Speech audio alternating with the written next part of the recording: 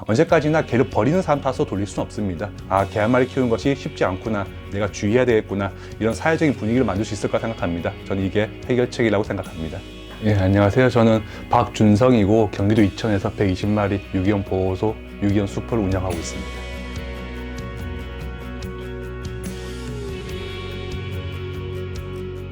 다른 사설 보호소 마찬가지겠지만은 어떤 계획을 갖고 시작하고 있지는 않습니다.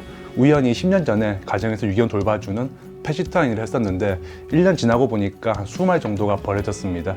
그 아이들 돌보기 위해서 지금까지 이 일을 하게 되었습니다. 유기견 숲을 처음 시작했을 때 주변 사람 아무도 몰랐습니다. 심지어 저희 부모님도 한참 후에 일을 하는지 알고 계셨거든요. 이 일이라는 것이 처음에는 제가 하는 일 보면은 대단하다, 존경하다 이런 말을 참 많이 듣습니다. 하지만 시간이 지나고 가까워지면은 소위 말해서 개 미친 사람 이렇게 비춰지기 때문에 인간관계에 좀 문제가 생긴 경우가 많습니다. 적정선을 지키고 거리를 두는 그런 일이 되어버렸습니다.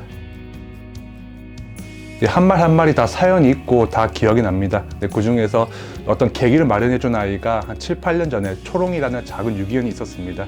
그 아이를 잘 돌보다가 이제 하늘나라 떠났는데 그때 정말 많이 울었습니다. 병원 가는 차에서도 울고 병원에서 오는 차에서도 울고. 근데 그때 많이 생각했던 게 내가 이 일을 하는 것이 이 아이들을 마지막까지 하나 떠나보내는 것까지 내가 하는 일이다 이렇게 생각하게 되었고, 그 후로는 아이들이 혹시 죽더라도 슬퍼하지 않고 장례까지 잘 치러주는 것으로 바뀌었습니다. 보호소를 10년 정도 운영했는데 그중 거의 9년 정도는 봉사자 받지 않았습니다. 딱히 어떤 이유가 있기보다는 저 혼자서 이 일을 항상 해왔기 때문에 다른 사람과 함께하는 방식을 제가 몰랐던 겁니다. 근데 1년 전에 우연히 어떠한 단체를 통해서 이제 봉사자를 받고 함께하는 일을 제가 배운 거죠. 그때부터 함께하고 있고 그 후로 굉장히 좋은 효과를 많이 보고 있습니다. 현재 유기견 숲은 주말 평일 상관없이 언제든지 봉사 가능합니다. 연락만 주시면은 오전 타임, 오후 타임 선택하셔가지고 각각 3시간씩 이렇게 봉사활동 진행하고 있습니다.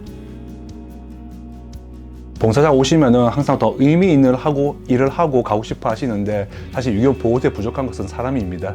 이미 오신 것만으로도 이 아이들에 큰 도움이 됐고, 또 사람을 보는 것만으로도 유기견 아이들이 바뀔 수 있기 때문에 별 부담 없이 그냥 오시면 좋겠습니다. 유기견을 마주하는 거 있어서 주의사항은 별로 없습니다. 처음에는 제 방식대로 이 아이 만질 때는 이렇게 해주세요, 저 아이 만질 때는 이렇게 해주세요, 이런 주문사항이 참 많았었는데 제가 지켜보다 보니까 봉사자분 각각마다 아이들 대하는 방식이 틀리고 그 방식이 아이들에게 여러 가지 다른 변화를 주는 것을 목격했습니다. 그 후로는 안전만 지킬 수 있게끔 잘 지켜보고 나머지는 봉사자에게 다 맡기고 있는 그런 상황입니다. 정말 힘들었던 일이 있었는데, 이제 북한산 등산로에서 구조된 백구였습니다. 어떤 분이 구조하셔서 저에게 맡겼는데 제가 그 아이를 잘 관리하지 못해서 다음날 탈출을 했습니다. 그 후로 45일 동안 못 찾았다가 우연히 산 너머에 있는 이웃집에서 40일 동안 밥을 얻어먹고 지내고 있는 것을 발견했고 이제 안전하게 데리고 올 수 있었습니다. 아직까지 그런 사례는 없었습니다. 하지만 그런 사례를 만들기 위해서 많이 노력하고 있습니다. 가장 좋은 입양 형태이고 또 제가 가장 안전하게 믿고 아이들 보낼 수 있는 방법을 생각하기 때문에 앞으로 그런 방식으로 해나갈 예정입니다. 유기견 숲에는 사납거나 또 사람에게 호의적이지 않는 대형견들이 굉장히 많습니다. 호의적이지 않으면 입양을 보내기도 힘들고 또 다른 곳에서 아이들을 돌보기도 매우 어렵습니다. 그래서 현실적으로 안락사 1순위가 산원 아이들이 됩니다. 이제 그런 아이들을 갈 곳이 없기 때문에 그 아이들을 위해서 하나씩 받다 보니까 현재 유기견 숲에는 좀 사나운 아이들이 오는 그런 보호소로 많이 알려져 있습니다. 이 부분은 유기견 숲이 많이 좀 차별화되는 부분이고 제가 많이 감당하고 있는 부분이기도 합니다. 세상에 구조되는 모든 유기견이 다 입양을 갈 수는 없습니다. 당연한 거겠죠. 그 남겨진 아이들이 누군가에게 보호를 받고 또 어디선가 또 살아가고 있을 텐데 그 환경이 생각보다 좋지 못합니다.